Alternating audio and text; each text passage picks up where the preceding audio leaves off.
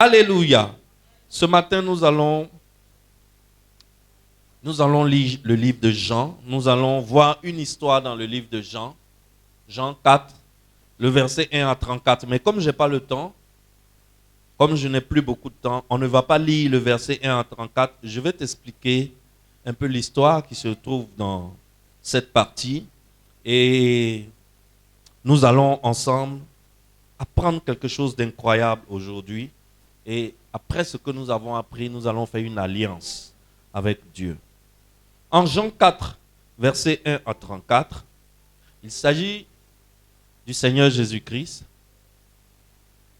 qui, ayant appris que les pharisiens cherchaient à le tuer, il était au début de son ministère, il avait déjà fait 2 ou 3 actions et il avait déjà beaucoup de popularité. Donc par jalousie, les pharisiens cherchaient à le tuer. Les chefs religieux cherchaient à le tuer. Donc, comme son heure de mourir n'était pas encore arrivée, il a décidé de quitter le sud, qui est la région de la Judée où il enseignait, pour se rendre dans la région du nord, qui est la région de Galilée. Pour passer du sud au nord, les mathématiques disent que la distance la plus courte entre 2 points, c'est quoi? C'est la ligne droite. Donc, Jésus, pour passer du centre au nord, doit passer par le centre qui est la Samarie. Or, il se trouve que les Juifs ne passent plus par la Samarie. Les Juifs se sont fait... Est-ce qu'on peut nous afficher la carte par hasard? J'ai une carte, si on peut nous l'afficher.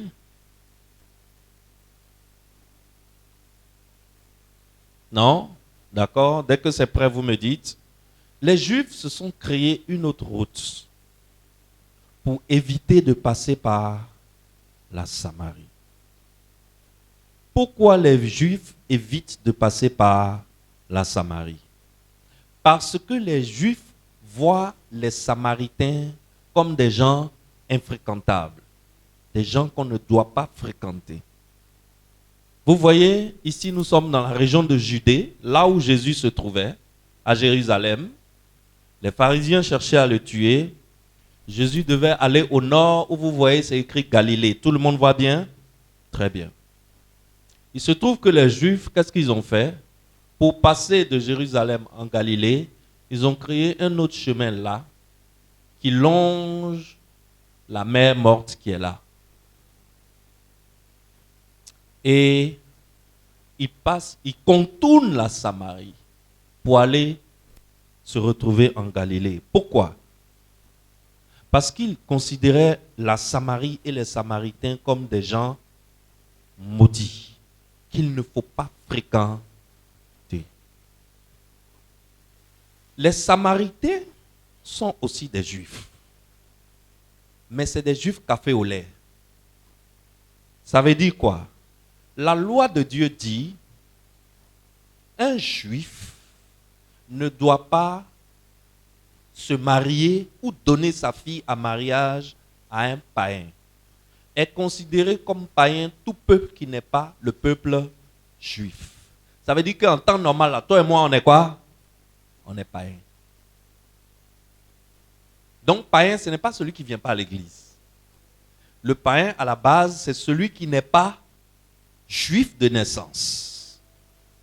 Et les Juifs ne veulent pas se salir avec les Samaritains. Pourquoi? Parce que les Samaritains sont des Juifs qui ont violé, qui ont désobéi à la loi de Dieu en allant marier des femmes samaritaines avec qui ils ont fait des enfants. Ou bien des femmes samaritaines, des femmes juives qui se sont données à des Samaritains et ils ont fait des enfants. Et à des païens et ils ont fait des enfants. Donc, les Samaritains sont les métis qui sont nés du croisement entre juifs et païens. Est-ce que quelqu'un me suit bien? Et c'est la loi de Dieu qui dit qu'en tant que juif, tu dois éviter les païens. Tu ne dois pas te marier avec eux. Pourquoi Dieu disait ça? À cause de quelque chose de fondamental pour Dieu. Le plus grand totem de Dieu, ça s'appelle l'idolâtrie. Dis après moi, l'idolâtrie. L'idolâtrie. S'il y a quelque chose que Dieu ne peut pas supporter, même en photo, il ne peut même pas supporter, c'est l'idolâtrie. L'idolâtrie, c'est prendre l'adoration qui revient au seul vrai Dieu et donner cette adoration à une créature. La chose qui revient au Créateur, on ne donne pas ça à une créature. Et Dieu ne voulait pas que ses enfants se mêlent à ce peuple-là, parce que ce sont des peuples qui vivent dans l'idolâtrie depuis des siècles. Donc, ils ne connaissent pas le seul vrai Dieu. Et lorsqu'on amène le seul vrai Dieu vers eux, et c'est pour cela que Dieu a choisi le peuple juif. Il a choisi le peuple juif pour montrer aux autres peuples aux alentours qu'il y a une différence entre le Créateur et les petits dieux. C'est pour cela que Dieu lui-même combattait pour les Juifs. C'était un message qu'il donnait aux païens pour dire, j'existe. Si vous venez vers moi et que vous me prenez comme votre Dieu, laissez tomber vos idoles et vous verrez ce que je vais faire pour vous. Mais ces peuples-là se rebiffent, ils ne veulent pas. Alors Dieu a dit à Israël, ne vous mêlez pas à eux. Maintenant, il y a des gens qui ont désobéi, qui se sont mêlés à eux, qui ont fait des enfants. Et ce sont ces enfants-là qui ont formé le peuple qu'on appelle les Samaritains. Voilà pourquoi un juif puissant, un juif bon teint, ne passe jamais par la Samarie. Lorsqu'il veut quitter Judée pour la Galilée, il ne passe jamais par la Samarie. Il emprunte la voie qu'on appelle le chemin du roi. Les Juifs ont créé une nouvelle route qu'on appelle le chemin du roi. C'est là-bas que tout sacrificateur, tout juif, tout fils d'Israël doit passer pour aller en Galilée, pour éviter de se mêler à la Samarie et aux Samaritains. Voilà le décor.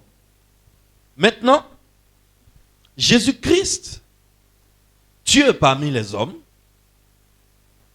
il arrive sur terre, il finit son ministère en Judée, il veut rejoindre la Galilée.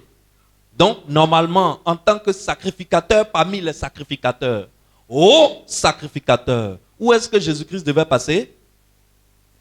Il devait faire quoi? Emprunter le chemin du roi. Il devait emprunter le chemin du roi. Or, ici en Jean 4, il se trouve que Jésus-Christ n'emprunte pas le chemin du roi. La Bible dit il fallait qu'il passât par la Samarie. Comme il fallait. On ne lit pas la Bible comme on lit Fraternité Matin. Quand tu lis la Bible, ne sois pas pressé. Et puis quand tu lis la Bible, ouvre ton esprit. Et avant de lire la Bible, prie. Dis au Saint-Esprit, parle-moi. Quand tu lis cette phrase-là, comme il fallait qu'il passât par la Samarie. Là-bas, il y a un impératif. N'est-ce pas? Ça veut dire que Jésus est obligé de passer par la Samarie. Or, Jésus est sacrificateur juif. Il n'y a aucun sacrificateur plus pur que Jésus. Et voilà que dans son planning, dans son agenda qu'il avait au ciel avant de venir sur terre parmi les hommes, il fallait, c'est-à-dire qu'il avait un rendez-vous en Samarie. Il fallait qu'il passe. Ça veut dire qu'il avait un rendez-vous là-bas. Il devait rencontrer quelqu'un là-bas. C'était prévu depuis le ciel, avant qu'il descende sur terre. Jésus rentre dans Samarie. Il s'assoit au bord d'un puits, dans la ville de Sichar. La ville de Sichar existe jusqu'aujourd'hui. Aujourd'hui, ça s'appelle la ville de Naplouse, pour ceux qui sont allés en Israël. Et Sichar est la capitale de la Samarie. À Sichar se trouve un puits. Le puits, là, quand tu retournes en Genèse, c'est un puits que Jacob avait acheté pour son fils Joseph. Et ce puits-là se trouvait au centre de Sichar. Jésus arrive et il va s'asseoir au bord de ce puits. Un jour, je vais vous dire pourquoi il s'est assis au bord justement de ce puits. Il ne s'est pas assis là par hasard. Mais si on veut rentrer dans ça, l'enseignement d'aujourd'hui, là, on ne va pas capter. Il s'assoit et il attend quelqu'un. Pendant ce temps, ses disciples sont partis dans les KFC. Ils avaient faim. Eh, tu vois, ils avaient faim. Donc, ils sont partis dans les Misawi. Ils sont partis dans les Burger King. Burger King, c'est ça, non? Pour aller se prendre des pizzas, quelques poissons, se mettre bien des poulets panés, tout ça. Jésus aussi était fatigué. Il s'est assis, il dit, allez-y, je vous attends ici. Pour les disciples, il s'est assis au bord du puits à cause de la fatigue. Mais pour Jésus, ce n'était pas à cause de la fatigue. Il attendait quelqu'un. Quelques minutes après, la personne qui l'attend, voici la personne qui arrive. C'est une dame. Une Samaritaine. La dame arrive, elle vient pour puiser de l'eau. Jésus rentre avec la dame dans une série de conversations. C'est-à-dire qu'il engage la communication avec la dame. Or, vous savez très bien qu'il y a un problème culturel entre les Samaritains et les Juifs. La dame, Jésus lui adresse la parole, elle regarde Jésus, mais elle sait que c'est un Juif. Elle voit, elle sait que c'est un Juif. Elle est étonnée qu'un Juif lui adresse la parole pour deux raisons. La première raison, c'est que les Juifs ne parlent pas aux Samaritains. Mais deuxième raison, pire, un Juif n'adresse pas la parole à une femme. Non. Un Juif n'adresse pas la parole à une femme. Donc, c'est-à-dire, non seulement elle est samaritaine, en plus elle est une femme. Et la dame est surprise. Elle dit, mais, Seigneur, comment ça se fait-il que tu me parles? Parce que Jésus lui a dit, donne-moi à boire. Donne-moi à boire. Mais en fait, ce que Jésus était en train de faire, Jésus était en train de provoquer cette femme. Il était en train de piquer cette femme pour obtenir une réponse de sa bouche. Donc, la question qu'il lui pose là, c'est, est-ce prêt? Mais la go aussi, elle ne se laisse pas intimider. Elle commence à débattre avec le Seigneur Jésus-Christ. Elle est un peu, et puis elle parle bien. Quand tu lis la conversation, Jean, son cœur bat pas, quoi. Peut-être que c'est pour ça que, peut-être c'est à cause de sa bouche qu'elle n'a jamais réussi aussi en mariage. Parce que cette femme-là est une femme qui avait déjà été chassée par 5 garçons et qui était avec son 6e mari. Qui sait? Peut-être que c'est à cause de sa bouche qu'elle a eu les problèmes. Elle dit, mais pourquoi est-ce que tu me demandes à boire, toi un juif, moi une samaritaine? Je veux dire à quelqu'un, le royaume de Dieu, c'est ça. Le royaume de Dieu, c'est cette grâce-là. Le royaume de Dieu, c'est de regarder un musulman et de pouvoir lui dire, je t'aime. Est-ce que tu vois? Voilà les choses que le Seigneur Jésus-Christ est venu nous enseigner. Jésus répond à cette dame, si tu connaissais le don de Dieu, et qui est celui qui te dit, donne-moi à boire, tu lui aurais toi-même demandé à boire et il t'aurait donné de l'eau vive. En Jean 7, c'est-à-dire quelques chapitres plus loin, nous verrons que le don de Dieu dont Jésus parle ici, là, c'est le Saint-Esprit. Le don de Dieu, c'est le Saint-Esprit de Dieu. Excellence, nous avons besoin du Saint-Esprit comme cette dame. Le Saint-Esprit, c'est la vie de Dieu, c'est la puissance de Dieu. Regarde cette femme. Elle avait déjà divorcé 5 fois. Et elle était il y avait un 6e mari qui est en téléchargement. Je ne sais pas comment on appelle ça, mais nous on appelle ça esprit de divorce, non? Ou bien c'est esprit de mari de nuit. Ce qui est sûr, il y a un esprit qui fatiguait cette dame. Et ce genre d'esprit, on les chasse, n'est-ce pas? Si c'était dans nos églises aujourd'hui, qu'est-ce que le pasteur allait faire à la dame là sur place? 3 jours de jeûne, c'est trop long. Sur place, la même imposition des mains. Chasser des démons. Au nom de Jésus, sors démon de divorce. Ou bien, c'est pas comme ça? Mais en lieu et place de tout ce folklore-là, qu'est-ce que Jésus lui a dit? Jésus lui a dit qu'elle avait juste besoin du Saint-Esprit. Je veux dire à quelqu'un que le Saint-Esprit, c'est la puissance de Dieu pour toutes les situations. Toutes les situations. Quelle que soit ta situation, ce dont tu as besoin, c'est le Saint-Esprit. Aujourd'hui, dans nos églises, il y a beaucoup de cérémonies que nous faisons. Mais en réalité, beaucoup de ces cérémonies sont des traditions humaines. Parce qu'en réalité, lorsque nous sommes devant une situation, la seule chose dont nous avons besoin, c'est de quoi? C'est du Saint-Esprit. Nous avons juste besoin du Saint-Esprit. Et c'est ce que Jésus promet à cette femme. Il ne lui promet que le Saint-Esprit. Il ne lui a pas promis le ciel. Est-ce que Jésus lui a dit que tu as besoin d'aller au ciel?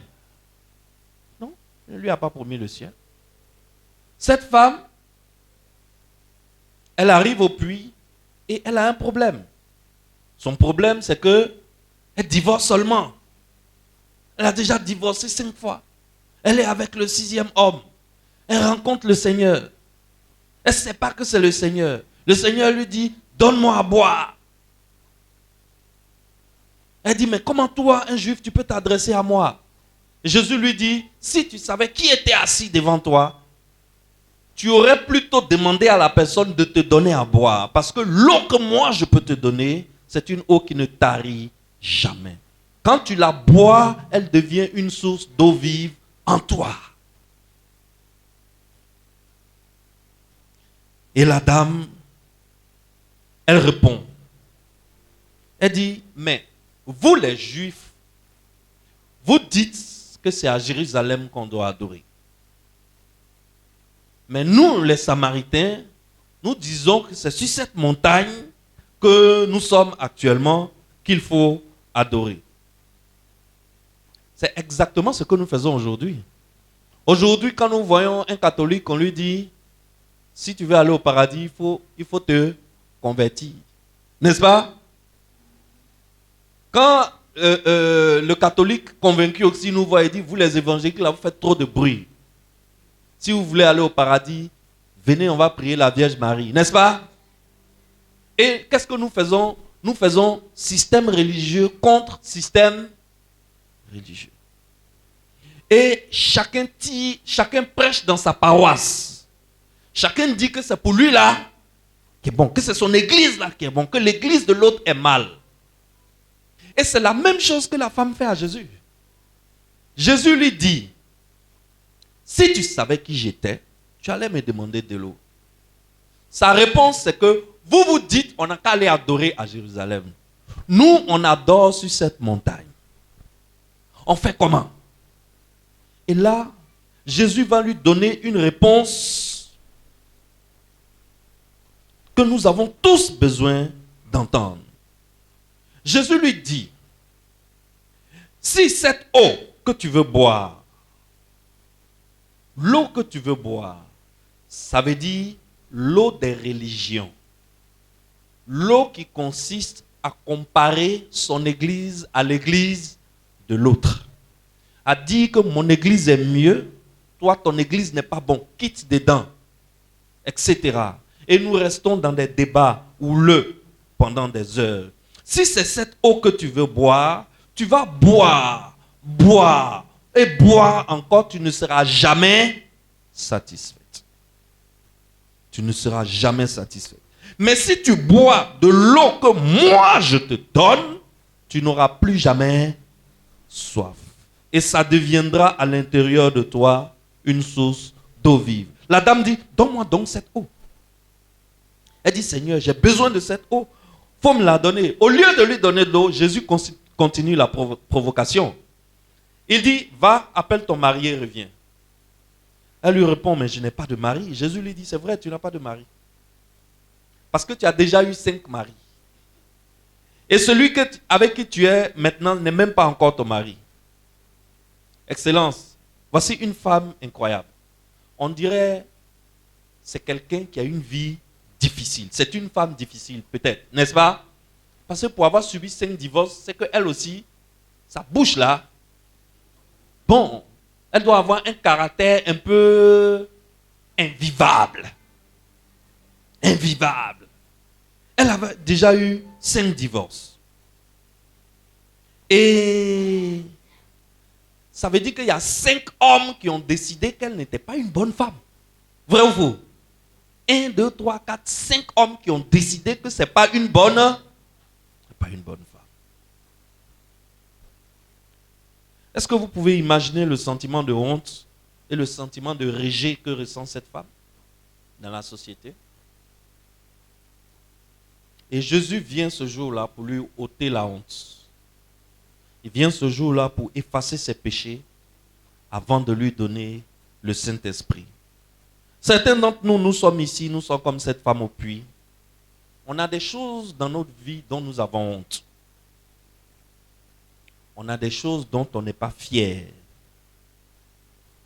Et ce matin, Jésus peut t'enlever ta honte. Ce matin, Jésus peut te purifier. Ce matin, Jésus peut te restaurer. Ce matin, je t'annonce qu'il va te pardonner afin que tu sois rempli du Saint-Esprit. Dis-moi Amen bien. Il dit en Romains chapitre 1, verset 8. Romains chapitre 8, verset 1, il dit, il n'y a donc maintenant aucune condamnation pour ceux qui sont en Jésus-Christ. Alors pendant que je suis en train de parler, je prie pour que Jésus efface ta honte, qu'il soulage ta conscience. Et je veux qu'à partir de maintenant, tu te sentes libéré. Sois libéré pour un nouveau départ avec le Saint-Esprit. Excellence. On va continuer avec l'histoire de cette femme. Cette femme dit à Jésus, je sais que le Messie doit venir, celui qu'on appelle Christ. Quand il sera venu, il annoncera toutes choses. Donc, cette femme avait entendu parler du Messie, elle savait qu'un Messie allait venir et elle avait foi en ce Messie et elle attendait ce Messie. Et là, Jésus fait quelque chose qu'il fait rarement. En général, là, Jésus laisse les gens le découvrir. Il ne dit pas que je suis Jésus-Christ, fils de Dieu. Il fait quelque chose et puis tu dis, hey, est-ce que ce n'est pas le Messie dont on parlait? Et puis il te dit, tu l'as dit. Toi-même, tu l'as dit. Mais dans le cas de cette femme, il fait quelque chose d'incroyable. Il dit à cette femme, en Jean 4, 26, Jésus lui dit, je le suis, moi qui te parle. Je le suis, moi qui te parle. Il se révèle directement à cette femme. Pourquoi? Parce que, comme je vous l'ai dit au début, en ce moment-là, Jésus était en plein rendez-vous prophétique. Il était en train d'accomplir quelque chose de grand pour le reste de son œuvre sur terre. Et il se révèle à cette femme. Et dès qu'il se révèle à cette femme, elle a cru. Elle a cru que c'est vraiment lui, le Messie. Qu'est-ce qu'elle a fait? Elle a laissé sa cruche, son seau qu'elle avait pris pour venir puiser l'eau là. La Bible dit qu'elle a laissé sa cruche là et elle a couru pour aller dans la ville pour annoncer aux gens qu'elle avait trouvé le Messie. C'est quand même incroyable, non? Tu t'imagines pendant 33 ans, Jésus était auprès de ses siens, était auprès des Juifs. Mais les Juifs, pendant 33 ans, les Juifs n'ont pas cru en lui. Ils ne le reconnaissaient pas comme étant le Messie. En 15 minutes de causerie, cette femme, qui est malmenée par un esprit de divorce, elle va découvrir instantanément le Messie et elle va croire en lui immédiatement. Donc, on se rend compte que pour la femme aussi, ce rendez-vous-là était un rendez-vous de destinée, un rendez-vous de changement de destinée. Alors, elle court, elle laisse sa cruche et elle court, elle va dans la ville. Elle court, elle va dans la ville.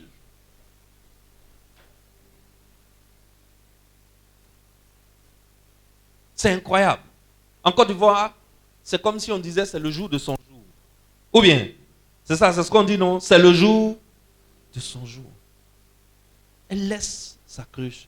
Elle court, elle va à la ville et elle va annoncer le Seigneur Jésus-Christ à toute la ville. Regarde bien ce qui s'est passé. Suis bien ce qui s'est passé. Jésus rencontre la femme, lui demande de l'eau, et il lui dit que tu ne sais pas qui je suis, sinon c'est toi qui allais me demander de l'eau. Elle lui dit, donne-moi ton eau. Il dit, ok, je vais te donner, mais va chercher ton mari. Elle dit, je n'ai pas de mari. Jésus dit, tu as dit la vérité parce que tu as déjà eu 5 maris. Et actuellement, il y a un 6e mari en téléchargement. La dame est étonnée parce qu'elle ne sait pas comment Jésus fait pour savoir ça. Ça, c'est son secret. Ils ne se sont jamais connus quelque part. Et elle dit à Jésus, elle parle à Jésus de leur système religieux. Jésus dit, laisse affaire des religions là. Si c'est cette eau-là que tu veux boire, tu ne seras jamais satisfait. Mais l'eau que moi, celui qui suis en face de toi, je vais te donner, non seulement tu seras satisfait, mais ça va devenir une source d'eau dans ta vie. La dame réclame l'eau. Jésus, c'est une femme qui est tourmentée. C'est une femme qui a connu beaucoup de divorces. Dans leur société, quand tu es divorcé, tu es mal regardé. Ce n'est pas comme aujourd'hui, les gens sont divorcés et puis sont fiers. Tu es mal vu. Elle est rejetée. Elle n'est pas acceptée. Et Jésus vient et Jésus efface sa honte. Jésus efface sa honte. Et Jésus lui dit, la chose dont tu as besoin, c'est le Saint-Esprit. Dès qu'elle reçoit le Saint-Esprit, qu'est-ce qu'elle fait? Elle laisse sa cruche au puits et qu'est-ce qu'elle fait? Elle court dans la ville pour faire quoi? Pour annoncer ce Jésus-Christ. Quand on reçoit le Saint-Esprit, qu'est-ce qu'on fait? On sort pour aller annoncer Christ. Dès que cette dame reçoit le Saint-Esprit, sa mission pour le royaume de Dieu a commencé. Sa mission a commencé. Temple gloire, Dieu veut vous appeler à la mission.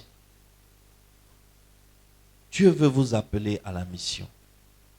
Temple gloire, lorsqu'on reçoit le Saint-Esprit, on va en mission. Est-ce que je dois croire que vous n'avez pas reçu le Saint-Esprit? Dès que la dame a reçu Christ, elle est en mission. Je veux que tu notes ça quelque part, c'est une leçon. Quand on lit la Bible, on ne passe pas sur les passages bibliques, là, on ne s'envole pas, on s'arrête pour capter les leçons qui sont dedans. Quand on reçoit Christ, quand on reçoit le Saint-Esprit, automatiquement, on est en mission. Et ce n'est pas la fin de l'histoire. Lorsque nous avons fait des recherches, nous avons trouvé que cette femme, son nom c'est Photine. Elle s'appelle Photine ou alors Photini. C'est le nom que lui avaient donné les apôtres le jour de son baptême. Parce que cette femme-là, la Samaritaine au puits, là, elle fait partie des 3000 personnes qui se sont baptisées le jour de la Pentecôte. Lorsque le Saint-Esprit est descendue. Photine signifie celle qui est remplie de lumière.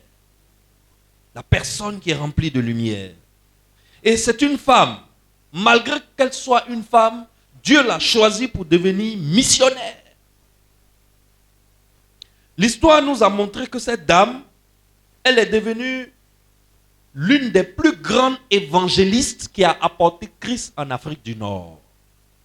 Aujourd'hui, les pays du Maghreb, là, Maroc, Algérie, Tunisie, avant, là, ce n'étaient pas des pays musulmans.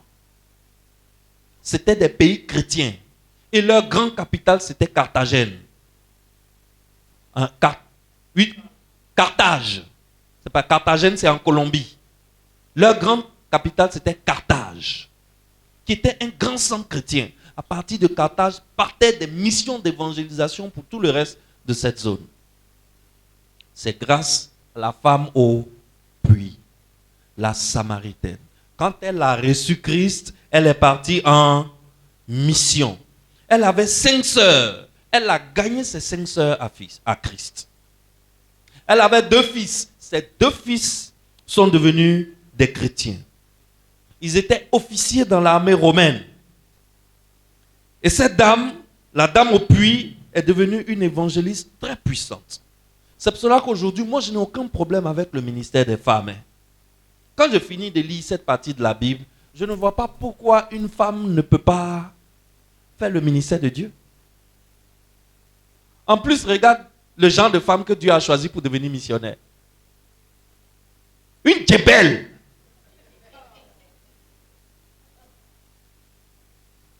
Les petits dans la rue disent quoi? C'est pratiquement une bouclée. Joe. 5 maris. 5 hommes ont trouvé que toi, on ne peut pas te marier. Ils t'ont bête. Tu ne peux pas rester tranquille chez toi. Tu es parti encore soulever. Un 6e. Regarde la vie de cette femme. C'est une vie tourmentée. C'est une vie de honte. Ce n'est pas une vie, on va dire, de gloire. Ce n'est pas une vie glorieuse. Mais en descendant du ciel, Jésus avait dans son agenda un rendez-vous prophétique avec cette bouclée. Jésus savait que il suffisait que ses péchés lui soient pardonnés. Il suffisait qu'on efface sa honte et qu'on lui communique le Saint-Esprit. Et sa vie va changer. Donc, le royaume des cieux ne juge pas les gens. Quel que soit ce que la personne a pu être ou peut être, on ne la fustige pas. Mais on lui apporte quoi? Le Saint-Esprit. On lui apporte Jésus-Christ. On ne lui apporte pas une religion. On ne rentre pas avec cette personne tourmentée dans les histoires de catholiques, évangéliques, assemblée de Dieu, témoins de Jéhovah. Il n'a pas besoin de ça. Il a besoin de quoi? Il a besoin du Saint-Esprit. Il a besoin du Saint-Esprit. Et cette dame est devenue une grande missionnaire qui a apporté l'œuvre dans tout le nord de l'Afrique. Tu es une femme, tu peux faire le ministère. Nous, à la maison de la destinée, ça ne nous dérange pas. Tu veux devenir pasteur? Viens nous voir, on va faire de toi un pasteur. Ça ne nous dérange pas. L'empereur Néron, c'était le roi de Rome en ce moment, le seigneur de Rome. Au moment où Photine existait, il a envoyé des gens pour l'arrêter.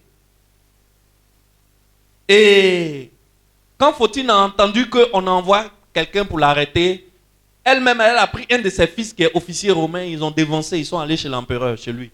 Ils sont allés trouver l'empereur chez lui. L'empereur leur demande, vous venez faire quoi ici? Tu sais ce qu'elle répond à l'empereur? Elle dit, nous sommes venus t'apprendre à croire en Christ. C'est ce que Photine dit. Tu as vu? Je crois que c'est à cause de sa bouche là, les hommes là n'arrivaient pas à la garder. Hein. Tu vois comment elle parle au roi? Nous sommes venus t'apprendre à croire en Christ. Pour ceux qui connaissent l'histoire, Néron, là, c'était un gars à moitié fou.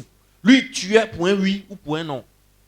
Mais Fautine, avec le Saint-Esprit en elle, elle n'avait pas peur. Elle voulait le convertir. Il ordonna qu'on les jette en prison, elle, ses soeurs et ses fils. L'empereur savait que cette dame avait rencontré Jésus-Christ au puits. Donc, il a fait emprisonner pendant 3 ans. Est-ce que tu sais ce qui s'est passé pendant 3 ans dans la prison? Elle a transformé la prison en église. Les gens qui étaient dehors venaient en prison se faire baptiser pour repartir. Alléluia. Je croyais que tu allais acclamer pour Fautine.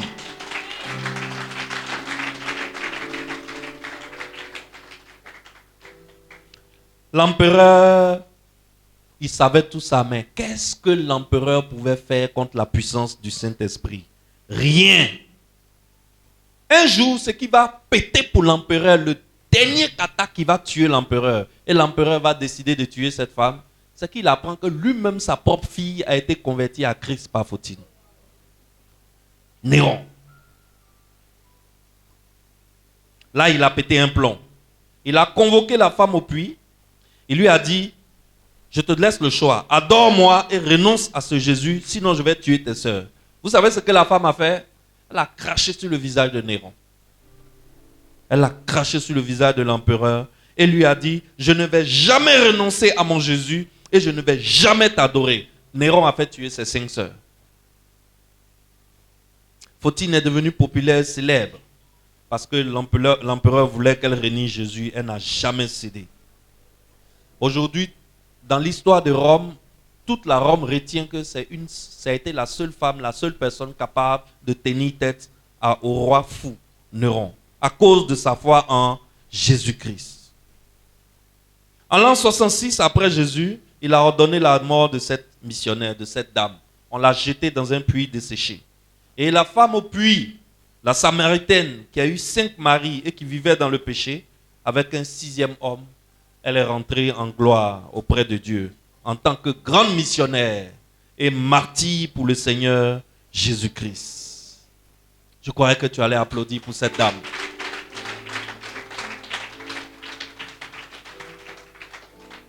C'était une femme possédée par un démon de divorce, mais elle est morte comme martyr, comme missionnaire pour le royaume de Dieu. Chez les orthodoxes, les gens l'appellent Sainte Fautine, chez les églises orthodoxes. Et cette dame, elle avait bu l'eau de vie et elle est devenue missionnaire. Elle a prêché Christ avec audace. Aujourd'hui, Jésus peut effacer tes péchés aussi et enlever ta honte. Il peut te restaurer. Il peut te remplir du Saint-Esprit. Alors, nous ne devons pas négliger le Saint-Esprit dans nos églises. Nous ne devons pas ramener le Saint-Esprit dans nos églises à un rôle secondaire. Nous devons nous repentir pour toutes ces choses que nous avons faites, qui ne sont que des traditions humaines, alors que les hommes et les femmes qui étaient en face de nous n'avaient besoin que du Saint-Esprit. N'avaient besoin que du Saint-Esprit. Le Saint-Esprit choisit aussi des femmes pour les mettre en mission. Le Saint-Esprit n'a pas de problème avec le genre. Genre, tu es une femme, tu ne peux pas prêcher l'évangile. Non, le Saint-Esprit n'a pas de problème avec ça.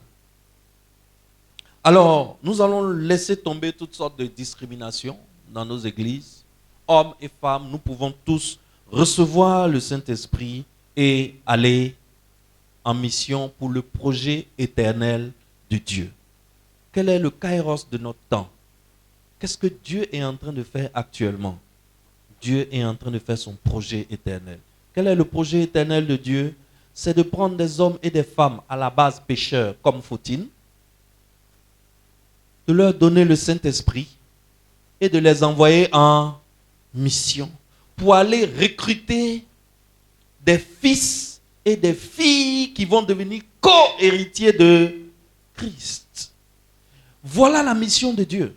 Pendant que toi, ta mission, c'est d'aller au plateau tous les matins pour faire business, pour gagner un peu d'argent, Dieu te regarde et rit. Il dit, mais l'enfant là, Si l'enfant là s'intéressait à ma mission, moi-même j'ai mis l'argent dans sa poche. Mais il donne dos à ma mission.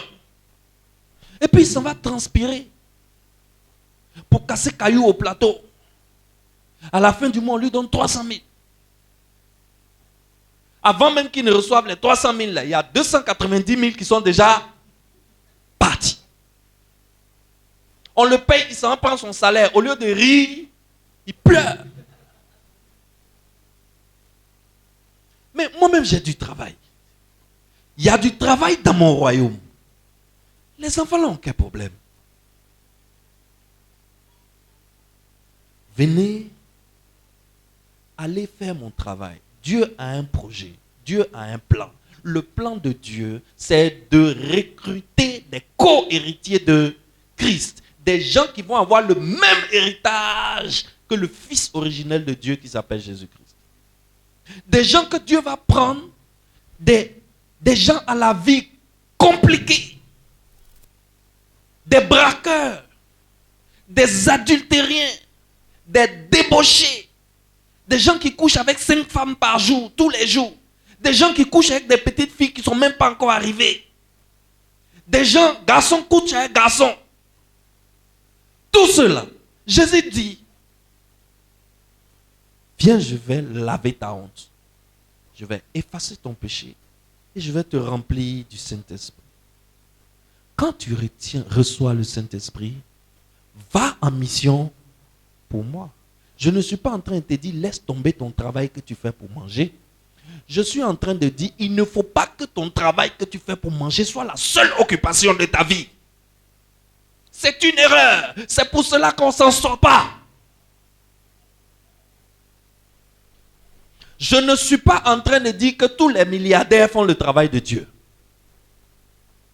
Ils savent quelle alliance qu'ils ont fait pour avoir leur milliard. Je suis en train de parler de nous, les fils de Dieu. Nous, les fils de Dieu, nous sommes comme cette Samaritaine au puits. La seule chose dont nous avons besoin, c'est le Saint-Esprit. Mais lorsque nous recevons le Saint-Esprit, nous devons maintenant faire la mission de Dieu, qui consiste à aller chercher les âmes. Ça veut dire que tu ne peux pas venir à l'église seulement tous les dimanches matins, entendre la parole, garder la parole pour toi seul, et puis attendre dimanche prochain pour venir prendre encore. Tu ne peux pas faire ça. Quand tu fais ça, tu n'es pas en train de faire le plan de Dieu. Ce que tu es venu entendre dimanche là, tu dois avoir 2 ou 3 personnes quelque part à côté qui n'ont pas entendu comme toi. Quand tu retournes à la maison, si c'est lundi, si c'est mardi, si c'est jeudi, si c'est vendredi, quand ces 2 ou 3 personnes viennent pour votre prière, toi aussi tu fais quoi? Tu partages avec eux ce que tu as entendu. Excellence. Lorsqu'on reçoit le Saint-Esprit, on va en mission. C'est pour cela que ce matin, je suis là pour nous rappeler à nous tous l'urgence missionnaire de la grande commission. Jésus-Christ, là, il est à la porte. Avant, c'était des jours. Maintenant, il ne reste que quelques minutes pour le retour de Jésus. L'évangile doit être prêché avec encore plus d'audace que Photine, la Samaritaine. De toute façon, Photine a prêché l'évangile là, à son temps. Là. Aujourd'hui, nous, on doit multiplier cette audace par plusieurs. Donc, tu ne peux pas venir t'asseoir ici tous les dimanches et puis attendre dimanche prochain pour venir t'asseoir ici. Et puis souvent, même dans le mois, tu viens une seule fois. Et puis, c'est ça ton christianisme. Non, c'est que tu n'as pas reçu le Saint-Esprit. Tu n'as pas reçu le Saint-Esprit. Moi, c'est ce que j'ai compris. J'étais au siège. J'étais au siège comme vous tous. Je m'asseyais tous les dimanches matins pour écouter le révérend Georges Amoakon. Mais quand j'ai compris que lorsqu'on reçoit le Saint-Esprit, on va en mission pour aller chercher des âmes à ton tour. C'est-à-dire que votre rôle n'est pas de rester assis seulement. Votre rôle est de rester assis, c'est vrai, c'est bien. Mais quand vous sortez d'ici, à votre tour, vous devez aussi aller chercher des âmes, faire du bien à des âmes, annoncer l'évangile à quelqu'un. C'est pour cela que ici, au Temple Gloire, je vous demande ce matin que chacun d'entre nous crée sa cellule. Est-ce que je me suis fait comprendre? Excellence, vous allez venir me dire merci. Vous allez me faire des vraies offrandes. Vous allez dire, pasteur, tu nous as sauvés. Il faut que chaque membre de cette église parte en mission. Tu ne peux pas recevoir le Saint-Esprit et puis tu es assis.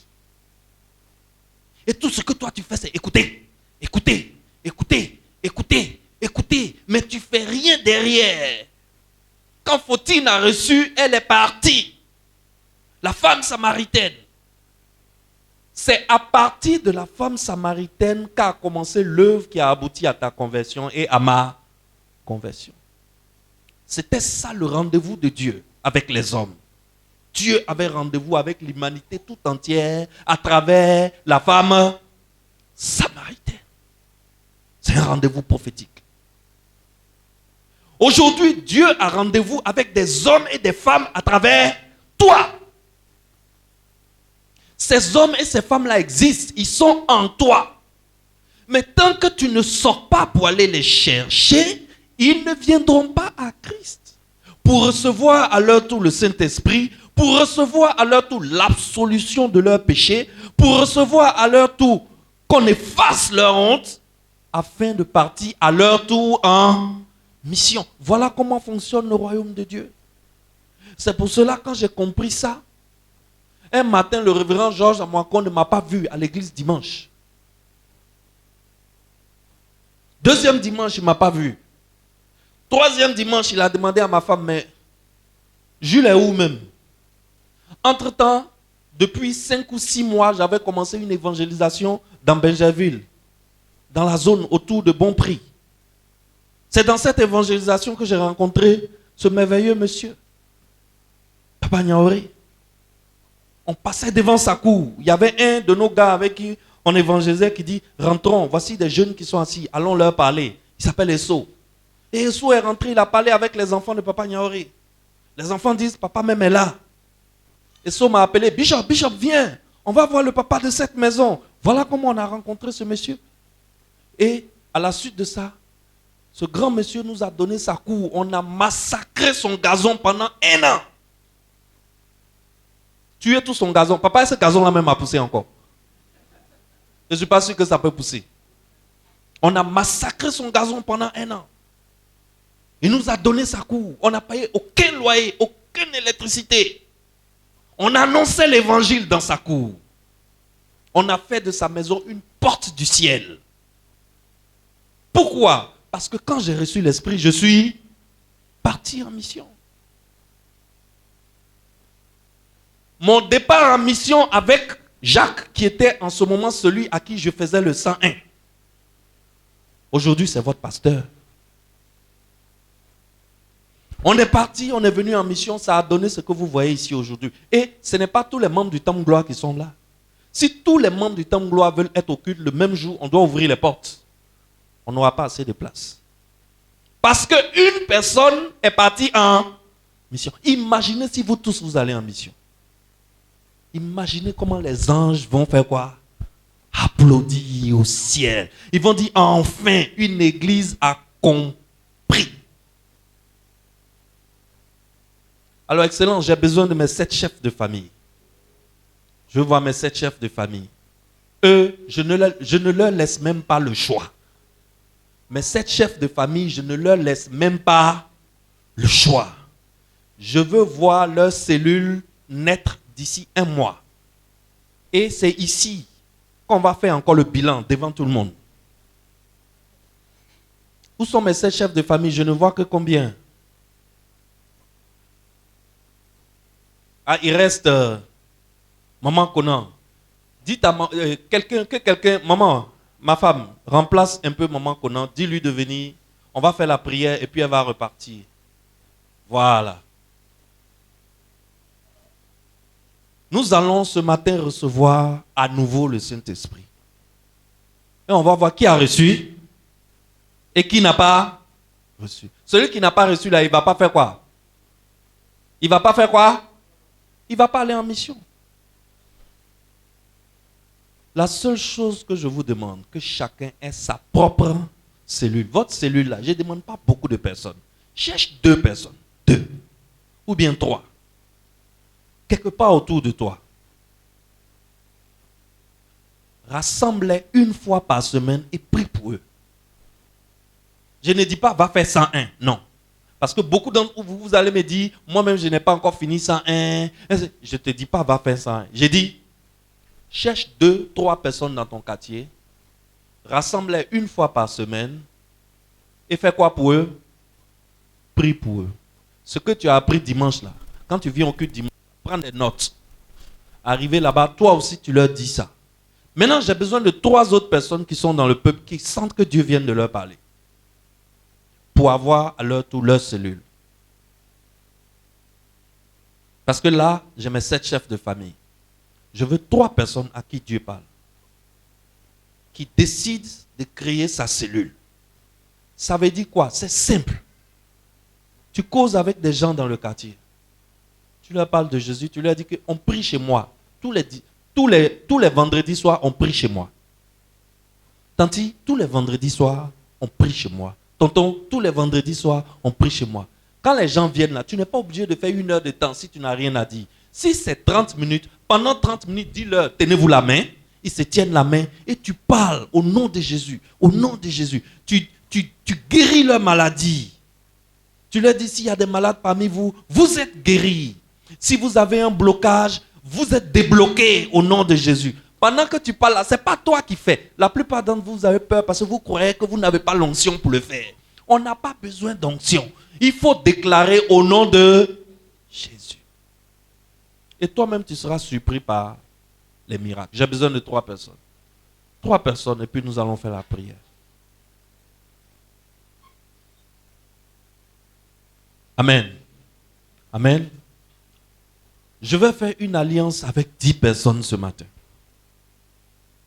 Ce n'est pas compliqué. J'ai besoin que chacune de ces personnes qui est ici ce matin trouve 2 ou bien 3 personnes dans son entourage et qui prie pour eux une fois par semaine. C'est tout. Si tu as compris, viens. Je ne te demande aucun travail. Je ne veux pas ton argent. Rien. Je ne veux pas ton argent. J'ai dit, cherche 2 ou 3 personnes dans ton entourage. Ça peut être au bureau. Si tu rentres à la maison tous les jours à 21h, 22h, fais-le au bureau. Prends 3 collègues infirmières là. Pendant qu'il n'y a pas beaucoup de malades, prie pour eux. Amen. Nous allons faire une alliance avec ces personnes qui sont ici. Nous allons prendre la Sainte Seine. Nous allons recevoir l'Esprit Saint. Et chacun d'entre nous va partir en mission. Je vais demander à la voix de la destinée de nous donner le chant qu'on avait tout à l'heure. Pendant que la voix de la destinée nous donne le chant, le pasteur Jacques va distribuer à chacune des personnes avec qui nous allons faire l'alliance ici, la scène, la Sainte Seine. Et nous allons chanter, et nous allons prendre la Sainte Seine. Nous allons faire une alliance. Tonton JP, je ne te laisse même pas le choix, il faut que tu t'approches. Oui, non, tu viens. Toi, tu viens. Toi, il n'y a pas... Toi, je ne te laisse pas le choix, pas du tout. Wonderful. Bonne arrivée, papa et maman à nuit. Est-ce qu'on peut acclamer pour le couple de la vie familiale? Wonderful. Venez. Venez, papa. Approchez. Wonderful. Asseyez-vous. Prenez place. Wonderful. Bonne arrivée. Je vous présente le papa et la maman qui s'occupent de toutes les affaires de couple dans l'église de la Maison de la Destinée. Acclamez pour eux. Wonderful. Ils sont là pour nous marier. Papa Nuit, on a fini. On est en train de faire notre cérémonie d'alliance. Et on finit notre cérémonie et puis on vous reçoit. Amen. Alors, la scène. Pasteur Jacques, tu me diras combien de personnes, avec combien de personnes on a pu faire l'alliance? Et nous allons prendre leur nom. Parce que dans un mois, nous allons faire le bilan. De toi, inonde ce lieu de ta présence. Nous avons besoin de toi. Viens, esprit de révélation, souffle sur nous, souffle sur nous. Viens, esprit de révélation, souffle sur nous, souffle sur nous. Inonde ce lieu, inonde ce lieu de ta présence. Nous avons besoin de toi. Inonde ce lieu, inonde ce lieu de ta présence. Nous avons besoin de toi. Viens, viens, viens, viens, viens, esprit de révélation, souffle sur nous, souffle sur nous. Viens, viens, viens, viens, viens, esprit de révélation, souffle sur nous, souffle sur nous. Alléluia. Saint-Esprit, souffle sur nous ce matin. Saint-Esprit, souffle sur nous ce matin. Nous venons nous présenter devant toi ce matin comme au rendez-vous de la femme samaritaine au puits. Cette femme qui était tracassée, cette femme qui avait une vie compliquée, cette femme qui était dans la honte et dans l'indignité, mais que tu as rencontrée au puits de Jacob, dans la ville de Sichar. Et tu as effacé sa honte. Et tu as effacé ses péchés. Et tu lui as donné le Saint-Esprit. Tu lui as donné le Saint-Esprit. Tu lui as donné le don de Dieu. Et sa vie a changé. Elle est devenue un missionnaire. Elle est partie en mission. Elle a abandonné sa cruche. Et elle est rentrée dans la ville. Et elle est allée annoncer aux hommes et aux femmes Jésus-Christ qui délivre. Et elle a apporté l'évangile dans l'Afrique du Nord.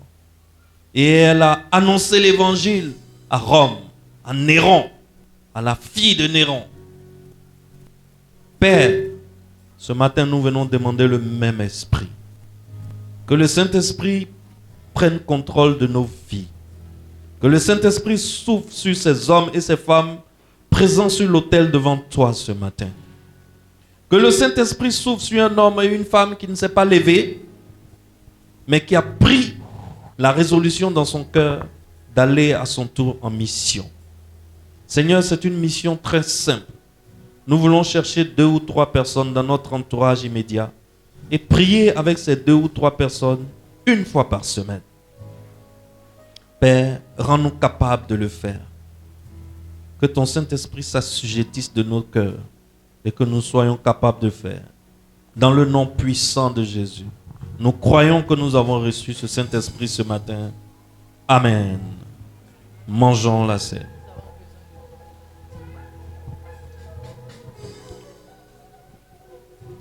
Nous avons besoin de toi. Buvons. En cet instant, Seigneur, sois le centre de nos vies. Que le Saint-Esprit Et soit qu'en votre moi partage. s'élève un Vous pouvez chant, regagner vos places. une mélodie. Allez. Le Saint-Esprit est avec vous. Témoignant Allez en de ta grâce infinie. Créez-nous des cellules. Nous avons besoin de toi à cet instant. Seigneur, sois le centre de nos vies. Et quand moi s'élève un chant, une mélodie, témoignant de ta grâce infinie.